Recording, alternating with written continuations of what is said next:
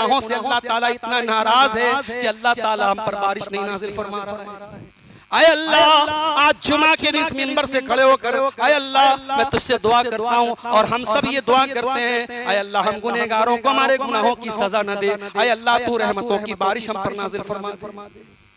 मेरे भाइयों, गुनाह करोगे तो जमीन पर, धरती पर मुसीबतें आएंगी, कभी सूखा पड़ेगा, कभी फसलें बर्बाद हो जाएंगी, कभी कारोबार में लॉस होगा, कभी जालिम हुकूमत तुम्हारे ऊपर आएगी। ये गुनाहों की पादाश और गुनाहों की सजा होगी।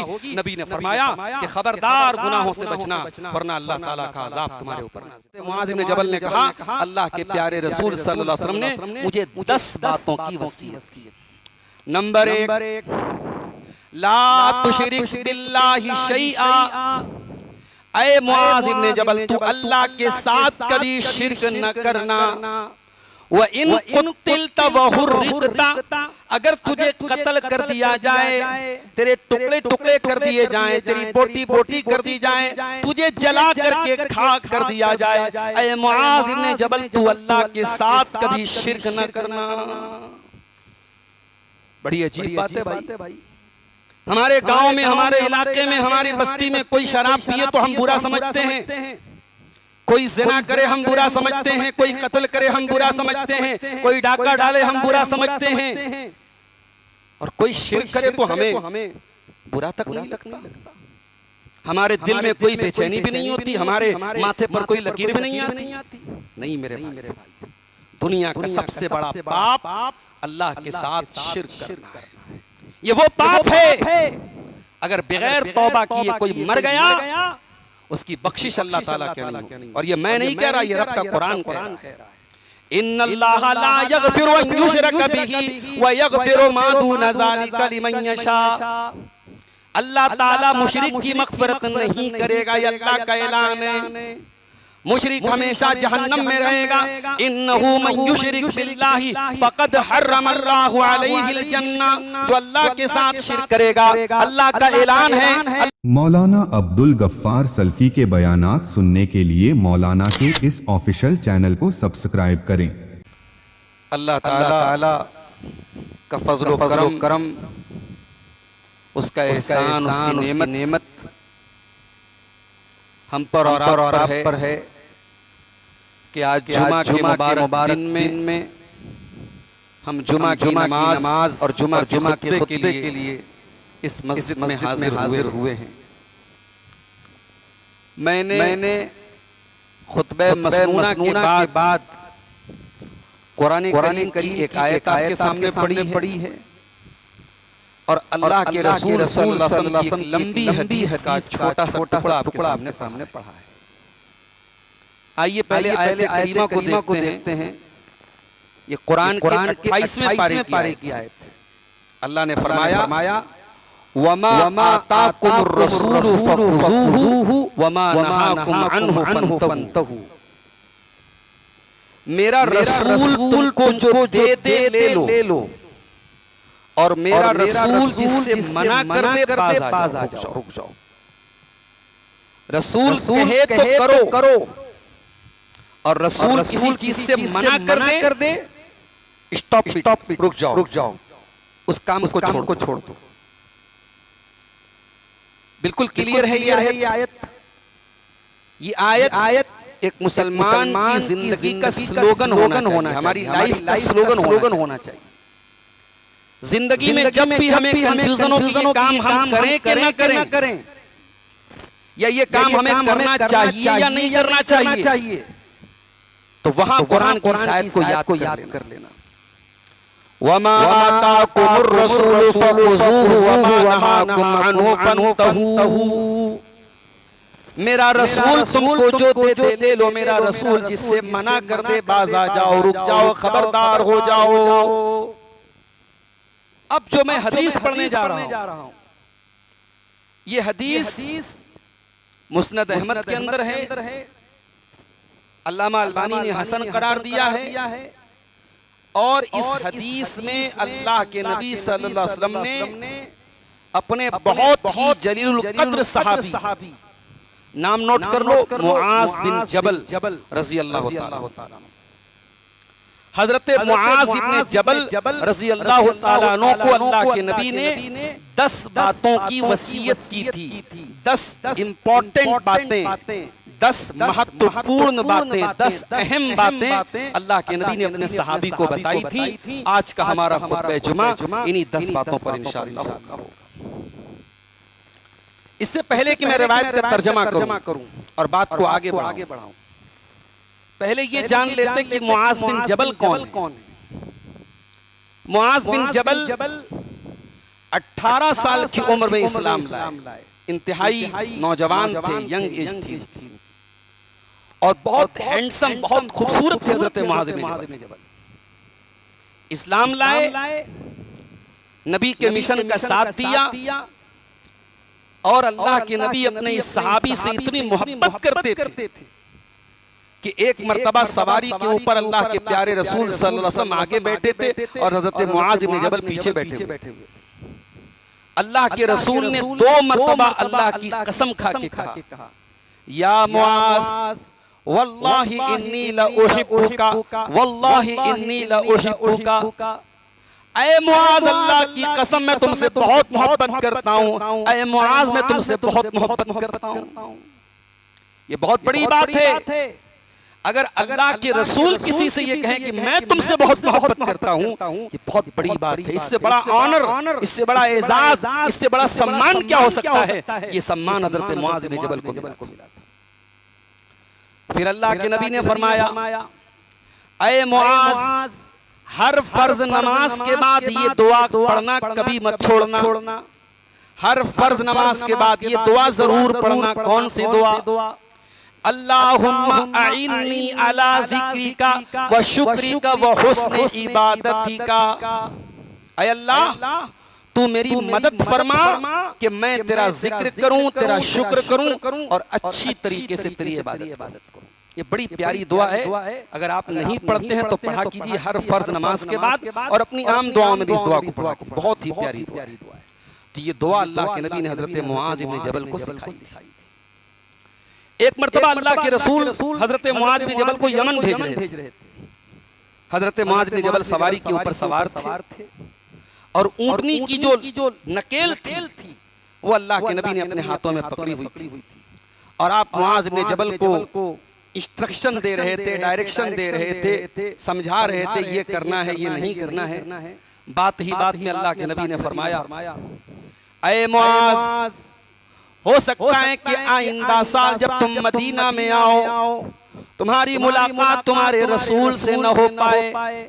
लअल्लक तमर्रु बिक़ब्री, हो सकता है कि आइंदा जब तुम आओ तो तुम्हारा गुजर तुम्हारे नबी की कब्र के पास से हो। अल्लाह अकबर।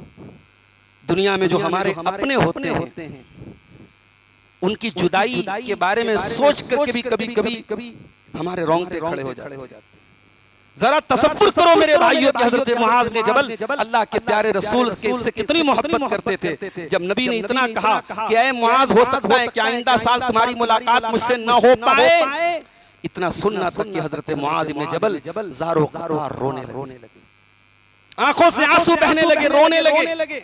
फिर अल्लाह के नबी ने मदीना की तरफ अपना चेहरा किया और आपने कहा कि ऐ मुआज बिन जबल, परेशान होने की जरूरत नहीं है, परेशान होने की जरूरत नहीं है। इन्ना औलन नास बी अल मुत्तकून मन कानू व हैसु कानू। ऐ मुआज इब्न जबल, कयामत के दिन वो लोग सबसे ज्यादा करीब रहेंगे मेरे जो मुत्तकी होंगे। नारा लगाने वाले करीब नहीं होंगे, नबी के नाम से झंडा उठाने वाले करीब नहीं होंगे, नबी के नाम का झंडा अपनी बाइक और कार पे लगाने वाले और 786/92 लिखने वाले नबी से करीब कौन होगा? जो मुत्तकी होगा, चाहे वो किसी भी दौर का हो और कहीं का भी हो। अल्लाह के नबी ने फरमाया सबसे करीब अगर कोई होगा तो मुत्तकी होगा। ये वो मुआज इब्न जबल है। मदीना अल्लाह के रसूल के इंतकाल के बाद हजरत मुआज इब्न जबल शाम चले गए और शाम में सन 18 हिजरी में एक बीमारी फैली थी।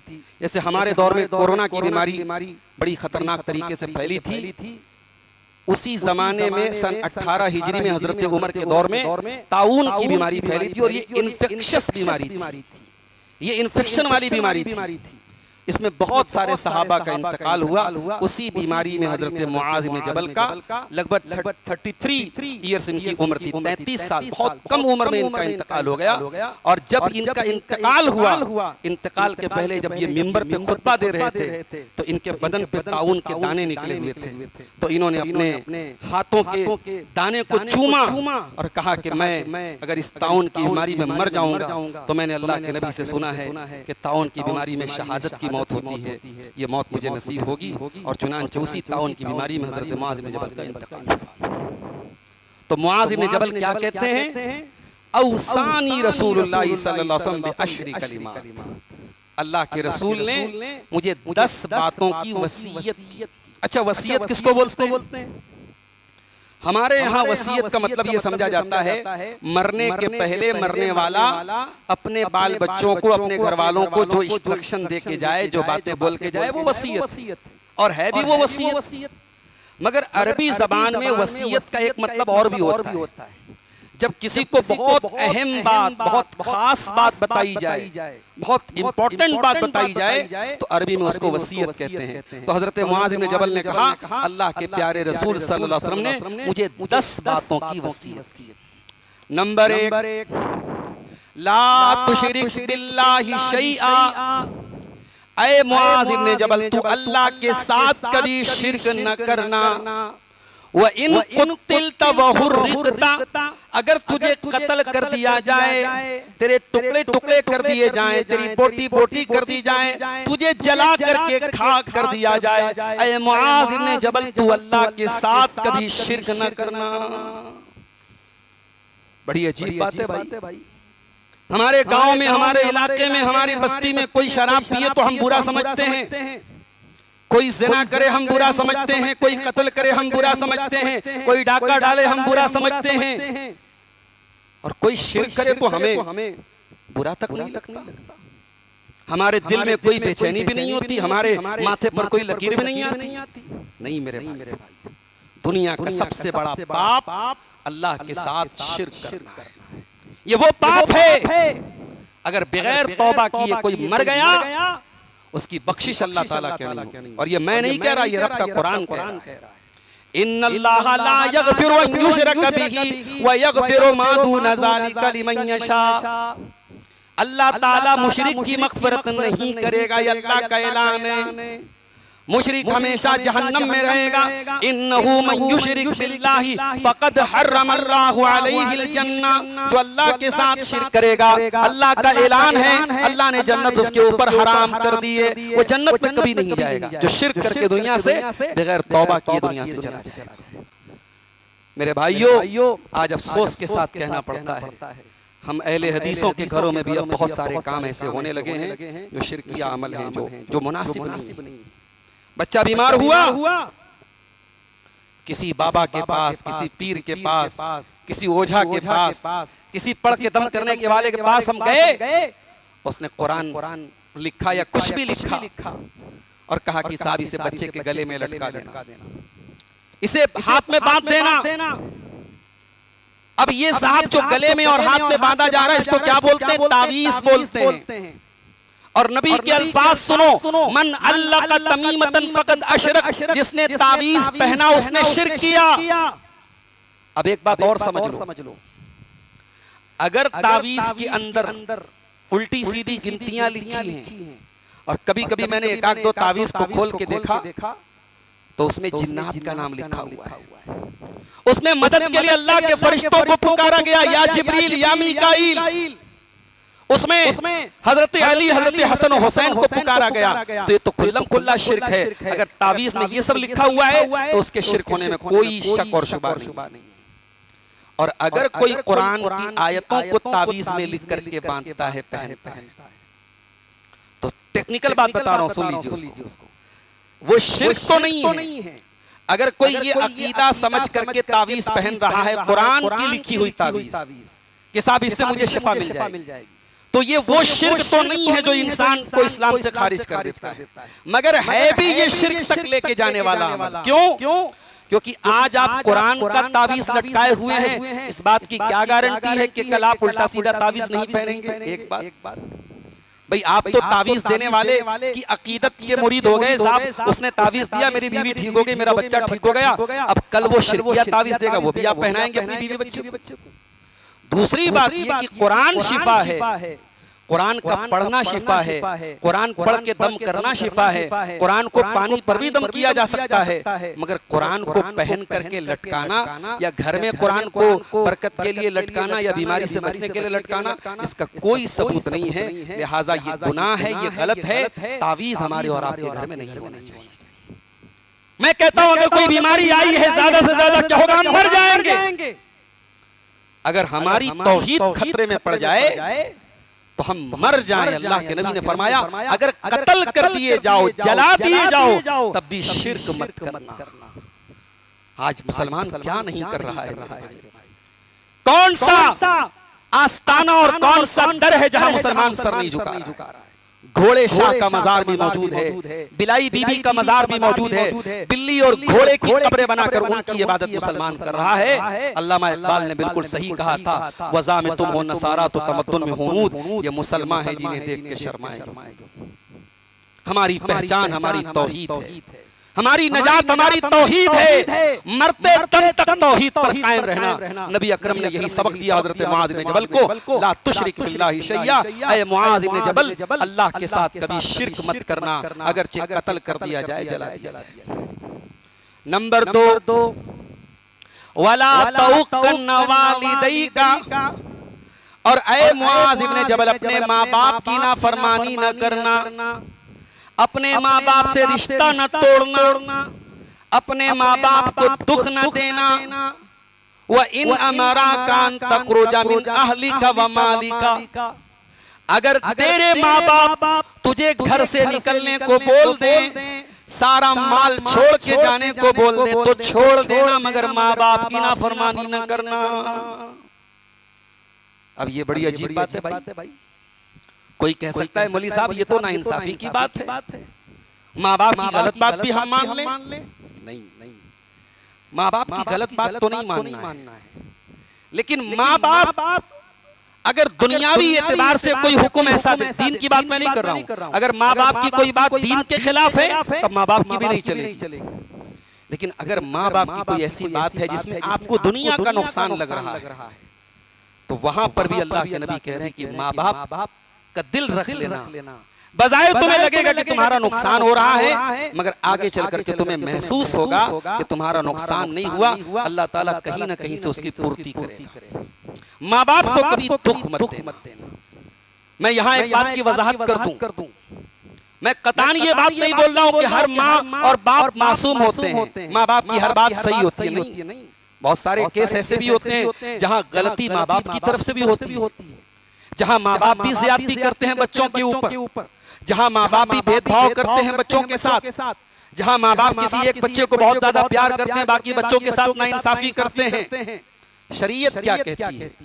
अगर माँ बाप नाइंसाफी भी करते हैं, गलत भी करते हैं, आप अपनी तरफ से रिश्ता खत्म मत कीजिए, आप बोलचाल बंद न कीजिए, आप उनको नाराज मत कीजिए। अगर उन्होंने आपके साथ गलत किया है वो अल्लाह को हिसाब देंगे, आप अपनी आखिरत खराब मत कीजिए।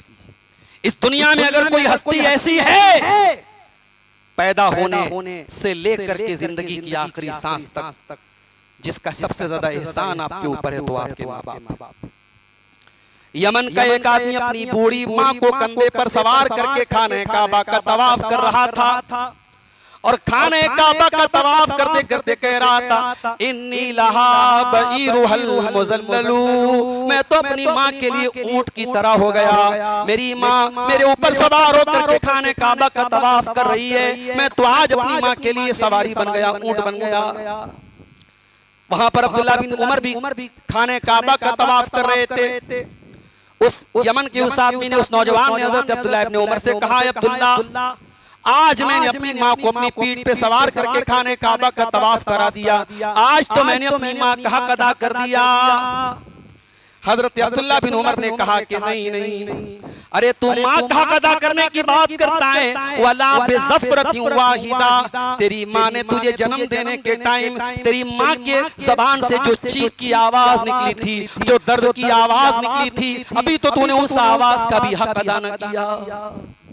मेरे प्यारे भाइयों, बीवी की मोहब्बत बहुत जरूरी है, बच्चों की मोहब्बत बहुत जरूरी है, मगर अल्लाह के वास्ते कभी बीवी बच्चों के लिए कोशिश करना कि माँ बाप की आंखों में आंसू ना आए, क्योंकि अगर आज आपकी वजह से आपके माँ बाप की आंखों में आंसू आए, हो सकता है कल आपकी औलाद आपको खून के आंसू रुलाएगी। हजरत हैवा बिन शुरैह बहुत बड़े आलिम थे, बहुत बड़े आलिम थे, हदीस का दर्स दिया करते थे। तलवा उनके सामने बैठे हुए हैं, बड़े दूर दूर से लोग आकर के हदीस पढ़ने आए हैं। हैवा बिन शुरैह हदीस पढ़ा रहे हैं, मस्जिद का दरवाजा खुलता है, उनकी माँ आती है, बूढ़ी माँ आती है और आकर के कहती है, ऐ हैवा जा मुर्गी को दाना दे के आ। हजरत हैवा इब्न शुरैह अपने दौर के बहुत बड़े आलिम थे, बहुत बड़े आलिम थे, मगर अपना दर्स बंद कर देते हैं, अपना प्रोग्राम रोक देते हैं और जा करके अपनी माँ के हुक्म की तामील करते हैं और मुर्गी का दरबा खोल करके मुर्गी को दाना दे के आते हैं। ये हमारे असलाफ की तालीम है, ये हमारे अइम्मा की तालीम है कि माँ बाप जब बुढ़ापे की उम्र को पहुंच जाएं तो बाज़ औक़ात उनकी जिद जो होती है ना, बच्चों के जैसी जिद होती है। और कुरान कहता है इंसान बुढ़ापे में फिर बच्चा बन जाता है, बच्चों जैसी जिद करता है। तो माँ बाप के लाड और प्यार भी उठाओ मेरे भाई। माँ बाप ने आपके बड़े लाड उठाए हैं, आप सोच नहीं सकते कि आपके कितने लाड उठाए। इमाम अबू हनीफा रहमतुल्लाह अलैह इतने बड़े इमाम थे, उनके दौर में एक दूसरे आलिम थे, इमाम अबू हनीफा उनसे बड़े आलिम थे, मगर कहते हैं ना घर की मुर्गी दाल बराबर होती। वैसे सावन के महीने में तो मुर्गी दाल से भी सस्ती हो गई अल्हम्दुलिल्लाह। तो हजरत इमाम अबू हनीफा रहमतुल्लाह अलैह की माँ कहती थी मुझे फला आलिम के पास लेके चलो। इमाम अबू हनीफा कहते थे चलो, और उस आलिम के पास पहुंचते थे और कहते थे मेरी माँ ये मसला पूछ रही है। वो आलिम इमाम साहब से कहता था जरा कोने में आइए, उनको कोने में लेके जाता था। कहता हजरत क्यों मजाक बना रहे हैं, इस मसले को तो आप ज्यादा जानते हैं, मैं तो आपसे छोटा आलिम हूँ। कहा कि भाई मैं कुछ नहीं जानता, मेरी माँ कह रही है मैं लेके आया हूँ, अपनी माँ को लेके आया हूँ तुम्हारे पास। फिर इमाम अबू हनीफा रहमतुल्लाह अलैह उस आलिम को मसले का जवाब बताते, फिर वो आकर के इमाम अबू हनीफा की माँ को जवाब देता, तब इमाम अबू हनीफा की माँ सेटिस्फाइड होती। तो ये हमारे असलाफ थे, हमारे अइम्मा थे। इसलिए मेरे भाइयों अपने माँ बाप का लाड उठाओ, उनसे मोहब्बत करो, उनको कभी दुख मत दो। और अगर किसी की माँ चली गई, किसी का बाप चला गया, तो मेरा जुमला नोट कर लो, दुनिया में रिश्ते बहुत मिलेंगे आपको। आज अगर आपकी माँ चली गई, कल कोई और औरत आपके घर में माँ बन के आ जाए, कोई आपकी बड़ी बहन आ जाए, कोई आपकी बड़ी अम्मी आ जाए, कोई भी आ जाए, माँ का दर्जा कोई नहीं ले सकता, बाप की जगह कोई नहीं ले सकता। इसलिए जब तक माँ बाप जिंदा हैं उनकी कदर कर लो, और जब माँ बाप दुनिया से चले जाएं तो दुआ के लिए हाथ उठाना, तो ये दुआ जरूर कर लेना, रब्बिरहमहुमा कमा रब्बयानी सगीरा, परवरदिगार मेरे माँ बाप पर रहम फरमा, जिस तरीके से उन्होंने बचपन में मुझे पाला और पोसा है, मेरे माँ बाप पर तो रहम फरमा। दो चीजें हो गई, गर्मी बहुत है, पसीने से मैं भी शराबोर हूँ, आप भी परेशान हैं। हमसे लोगों ने कहा कि एक 20 तक और एक 15 तक खुतबा जुमा रखिए। मैं नहीं मुनासिब समझता कि 1 बजे से ज़्यादा आपका वक्त लिया जाए, क्योंकि हमारे बहुत सारे बूढ़े लोग भी होते हैं, बुजुर्ग लोग भी सब वजू करके आए हुए होते हैं और जुमा की नमाज भी पढ़ना है। मैं इख्तिसार के साथ अपनी बात को ख़त्म करूँगा। 2 चीज़ें हो गई, 8 चीज़ें और हैं, मैं जल्दी जल्दी उसको कंक्लूड करता हूँ, ख़त्म करता हूँ। तीसरी चीज़, अल्लाह के नबी ने फरमाया वला तत्रुकन्न सलातन मक्तूबतन मुतअम्मिदन, खबरदार एक वक्त की नमाज भी जानबूझकर मत छोड़ना।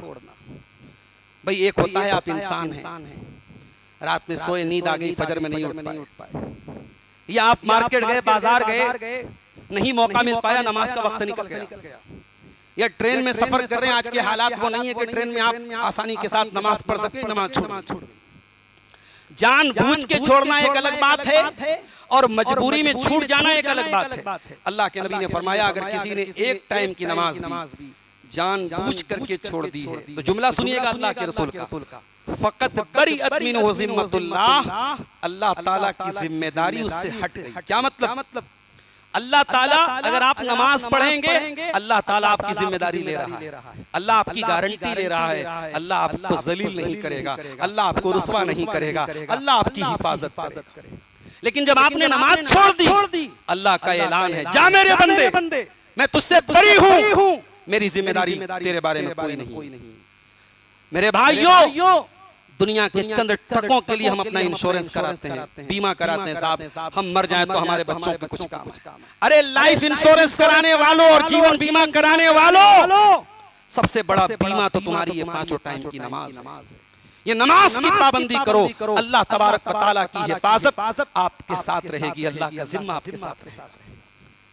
ये नमाज वो इबादत है, जब अल्लाह के नबी बड़ी परेशानी में होते थे, टेंशन में होते थे, हजरत बिलाल से कहते थे, या बिलाल अरिहना बिस्सलाह, ऐ बिलाल जल्दी से अजान दे दो और नमाज खड़ी हो जाए ताकि मोहम्मद के दिल को सुकून मिले सल्लल्लाहु अलैहि वसल्लम। नमाज के जरिए मेरे नबी को सुकून मिलता था। ऐ टांडा के नौजवानों, ऐ राइस मिल में काम करने वालों, ऐ चावल का कारोबार करने वालों, अपनी बिजनेस और अपनी तिजारत और अपने कारोबार से कह दो कि तू बहुत जरूरी है मगर नमाज से जरूरी नहीं है मेरे लिए। नमाज का टाइम हो जाए तो सारा कारोबार एक तरफ और नमाज एक तरफ। अगर वाकई में जन्नत में जाना है तो सुन लीजिए, कुरान कहता है, रिजालुल्ला तुल्हीहिम तिजारतुन वला बैउन अन जिक्रिल्लाहि व इकामिस सलाती व ईताइज ज़काती। मेरे मुत्तकी बंदे वो हैं जो तिजारत की वजह से, कारोबार की वजह से नमाज नहीं छोड़ते। कभी भी बिजनेस और कारोबार के लिए, खेल तमाशे के लिए, दुनिया की फालतू चीजों के लिए नमाज को मत तर्क कीजिए। ये तीसरी वसीयत की अल्लाह के प्यारे ने। चौथी वसीयत, वला तशरबन्न खम्रन, और ऐ मुआज़ इब्ने जबल, कभी शराब मत पीना, कभी शराब मत पीना। फ़इन्नहु रासु कुल्ले फाहिशा, इसलिए कि शराब हर बेहयाई की जड़ है।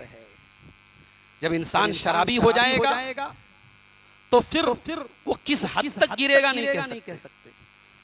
हमारे भारत सरकार का डाटा बताता है कि भारत में सबसे ज्यादा रोड एक्सीडेंट शराब की वजह से होता है। 90% जो मर्डर होता है, लोग एक दूसरे को कत्ल करते हैं शराब के नशे में करते हैं।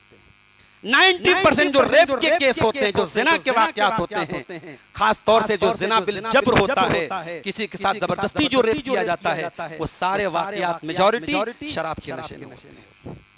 शराब का नशा ये हर बुराई की जड़ है। मगर एक बात मैं आपको और बताना चाहता हूँ, शराब को अरबी में खम्र बोलते हैं। खम्र का मतलब होता है जो इंसान की अकल के ऊपर पर्दा डाल दे। इसीलिए अरबी में औरत के दुपट्टे को खिमार कहा जाता है, क्योंकि दुपट्टा औरत की बॉडी को कवर करता है। तो शराब वो चीज है जो आपकी बॉडी को कवर करती है, आपके दिमाग को कवर करती है, आपकी अकल को बेकार कर देती है। मसला ये पता चला कि नशा सिर्फ शराब का नहीं होता, जो चीज आपके दिमाग पर पर्दा डाल दे, आपकी अकल को माफ कर दे, वो भी शराब से कम खतरनाक नहीं है। या दूसरे अल्फाज में ये कह लीजिए कि शराब का नशा तो नशा होता ही है, एक नशा और भी होता है, दौलत का नशा। जब दौलत का नशा आता है तो गरीब लोग महकने लगते हैं और गरीब लोगों से इंसान हाथ तक मिलाना नहीं चाहता। जब ताकत का नशा आता है, इंसान कमजोरों को दबाता है। आज इसी दुनिया में एक शहर गज्जा है, फलस्तीन की एक सिटी है गज्जा, जहां पिछले 2.5-3 सालों में लाखों बच्चे मार दिए गए, लाखों मर्द मार दिए गए, अस्पतालों पर बम बरसाए गए, छोटे छोटे बच्चों को मार के टुकड़े टुकड़े कर दिया गया। और उसके बाद भी इस्राइल का वजीर आजम जब नेतन्याहू खड़ा होता है तो हमेशा वो अपने अमल को सही ठहराता है कि मैंने बिल्कुल सही काम किया है, मैंने गलत नहीं किया। ये ताकत का नशा है, ये हुकूमत का नशा है। लेकिन दुनिया का हर ताकतवर ये याद रखे, दुनिया का हर जालिम ये याद रखे, लिकुल्ले फिरौन मूसा, हर फिरौन के लिए अल्लाह ताला ने कोई मूसा तैयार करके रखा है। अल्लाह की लाठी में आवाज नहीं होती मेरे भाइयों। इसलिए नशा चाहे दौलत का हो, चाहे शोहरत का हो, चाहे ताकत का हो, चाहे शराब का हो, नशा बहरहाल खराब चीज है। कितनी चीजें हो गई? 4 चीजें हो गई। नंबर 5, वैया कवल मासियता, और ए मुआज इब्ने जबल तू गुनाहों से बचना, तू अल्लाह ताला की नाफरमानी से बचना। फ़इन्न बिल मासियति हल्ल सक़तुल्लाह, इसलिए कि जहां पर गुनाह होता है, जहां पर अल्लाह की नाफरमानी होती है, वहां पर अल्लाह ताला का अजाब नाजिल होता है, वहां अल्लाह की नाराजगी उतरती है। ये बारिश का ना होना, ये अगस्त शुरू होने वाला है और बारिश नहीं हो रही है, जमीन सूख रही है। मेरे प्यारे भाइयों, कहीं ऐसा तो नहीं कि हमारे और आपके पापों का घड़ा भर गया है, गुनाहों से अल्लाह ताला इतना नाराज है कि अल्लाह ताला हम पर बारिश नहीं नाजिल फरमा रहा है। आय अल्लाह, आज जुमा के दिन इस मिंबर से खड़े होकर आय अल्लाह मैं तुझसे दुआ करता हूँ और हम सब ये दुआ करते हैं, आय अल्लाह हम गुनहगारों को हमारे गुनाहों की सजा न दे, आय अल्लाह तू रहमतों की बारिश हम पर नाजिल फरमा दे। मेरे भाइयों, गुनाह करोगे तो जमीन पर, धरती पर मुसीबतें आएंगी, कभी सूखा पड़ेगा, कभी फसलें बर्बाद हो जाएंगी, कभी कारोबार में लॉस होगा, कभी जालिम हुकूमत तुम्हारे ऊपर आएगी। ये गुनाहों की पादाश और गुनाहों की सजा होगी। नबी ने फरमाया कि खबरदार गुनाहों से बचना, वरना अल्लाह ताला का अजाब तुम्हारे ऊपर नाज़िल होगा। 5 चीजें हो गई। नंबर 6, व इय्याका वल फिरार मिनज़ ज़हफ़, और ए मुआज़ इब्ने जबल कभी भी जंग का मैदान छोड़ के न भागना। व इन हलकन नास, अगरचे जंग में ये नौबत आ जाए कि मुसलमानों को मारा जा रहा है, पीटा जा रहा है, लेकिन तुम कभी मैदान छोड़ के न भागना, बुज़दिल न बनना, डरपोक न बनना। कभी ये नौबत आ जाए कि हक को बातिल के मुकाबले में खड़ा होना पड़े, तो हक के मानने वाले की पहचान ये है कि वो पीठ फेर के न भागे, मैदान जंग में डटा रहे, खड़ा रहे। मेरे प्यारे भाइयों, इस्लाम बुज़दिली नहीं सिखाता है, इस्लाम किसी पर जुल्म करने की तालीम नहीं देता, इस्लाम किसी बेकसूर को मारने की इजाजत नहीं देता, इस्लाम किसी बेगुनाह को छेड़ने का हुक्म नहीं देता। मगर जुल्म हो तो चुपचाप सहना भी इस्लाम नहीं सिखाता है। ज़्यादती हो, जुल्म हो, नाइंसाफी हो, तो कुछ नहीं तो कम से कम जुल्म के खिलाफ खड़े होने का गट्स अपने अंदर पैदा करो। मेरे प्यारे साथियों, बुज़दिल और जंग के मैदान से भागने वाला ये मुसलमान की शान नहीं है, ये इस्लाम की शान नहीं है। उसके बाद 7वीं चीज आपने फरमाया, व इन असाबन्ना समूतान व अंत फीहिम फस्बुत, कभी ऐसे हालात आ जाएं कि कोई बहुत बड़ी बीमारी फैल जाए, कोई वायरस फैल जाए, कोई इन्फेक्शन वाली बीमारी फैल जाए, और तुम लोगों के बीच में हो, तो तुम निकल के मत भाग जाना, बल्कि वहां पे साबित कदम रहना। भाई कोरोना में क्या हुआ था? यही तो हो रहा था, लोगों को क्वारंटाइन किया जा रहा था। लॉकडाउन क्यों लगाया गया? यही। अब उसके पीछे जो भी सोच रही हो, सोच तो यही थी ना कि बीमारी का दायरा न फैले, इन्फेक्शन न फैले।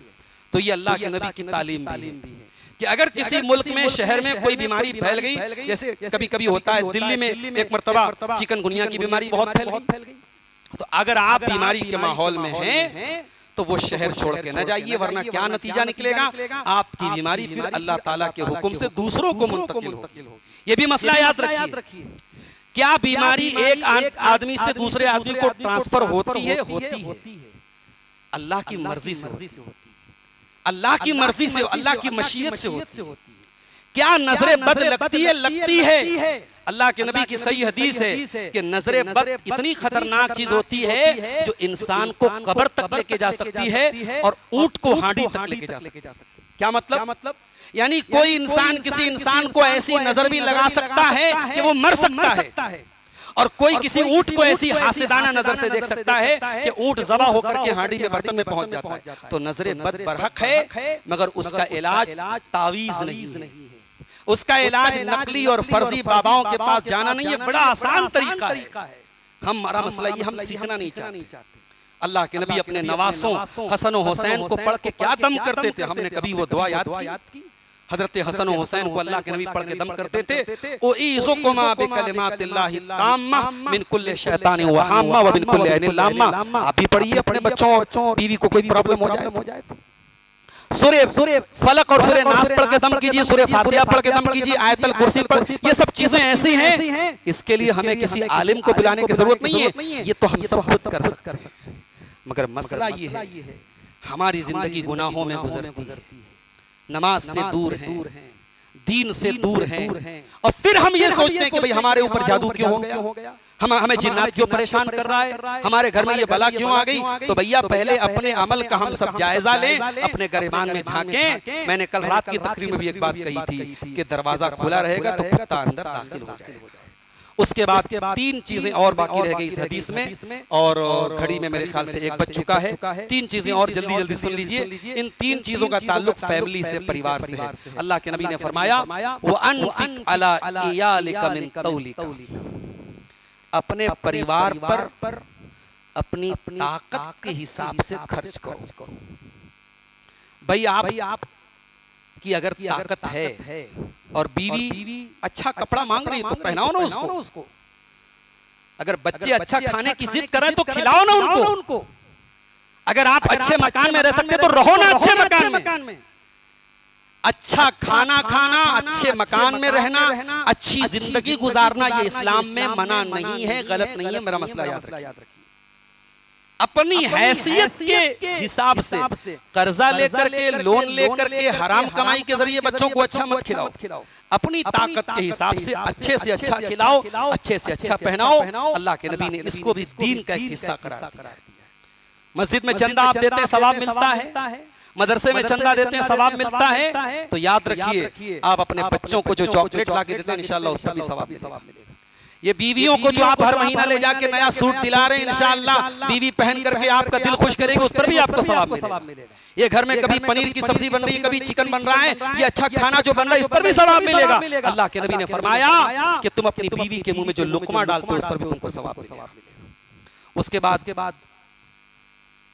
नवी चीज क्या है? अल्लाह के नबी ने फरमाया वला तरफा असाका अन्हुम अदबा, और अपनी फैमिली को अदब सिखाने के लिए कभी लाठी को उठा के मत रख दो। क्या मतलब ये कि लाठी इस्तेमाल करने की जरूरत पड़े, मारना भी पड़े बच्चों को अगर सख्ती करने के लिए, सिखाने के लिए, तो उनको मारने का काम भी करो।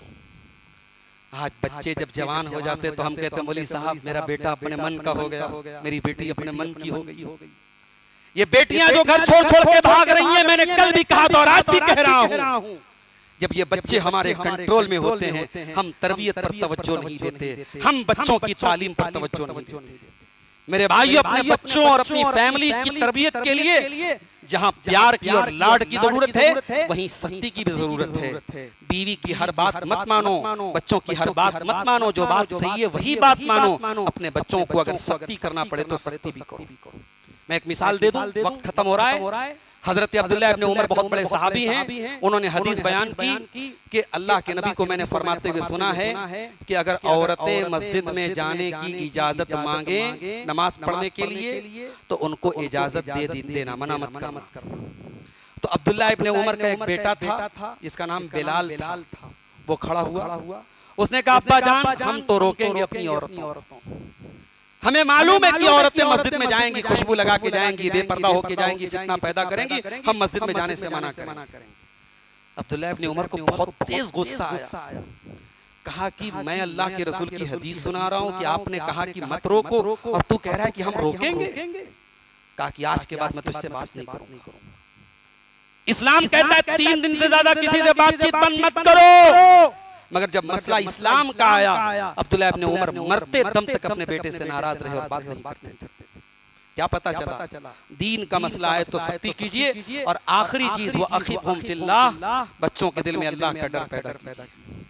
बच्चों को बिल्ली, कुत्ते और शेर से न डराइए, बच्चों को डायनासोर से न डराइए, बच्चों को मोबाइल के वीडियोस देख करके खाना न खिलाइए। बच्चों के दिल में अल्लाह का डर पैदा कीजिए। ऐसी तालीम दीजिए बच्चों को कि फजर की नमाज में आप उठें तो आपका बेटा भी आपके साथ उठ जाए। जब औरत घर में नकाब पहने तो 8 साल की 10 साल की बच्ची भी बगैर माँ के कहे नकाब पहन ले, स्कार्फ पहन ले, वो तालीम और वो तरबियत दीजिए। अल्लाह से दुआ है रब्बुल आलमीन इस हदीस पर हम सबको अमल करने की तौफीक अता फरमाए। अल्लाह ताला हम में से जो बीमार हैं उनको शिफाए कामिला अता फरमाए। अल्लाह हमारी रोजी रोटी में बरकत अता फरमाए। अल्लाह ताला इस गर्मी से हम सबको नजात अता फरमाए। रब्बुल आलमीन रहमतों वाली बारिश हम सब पर नाजिल फरमाए। अल्लाह ताला हम गुनहगारों पर रहम फरमाए। रब्बना तक़ब्बल मिन्ना इन्नका अंतस समीउल अलीम व तुब अलैना इन्नका अंतत तव्वाबुर रहीम।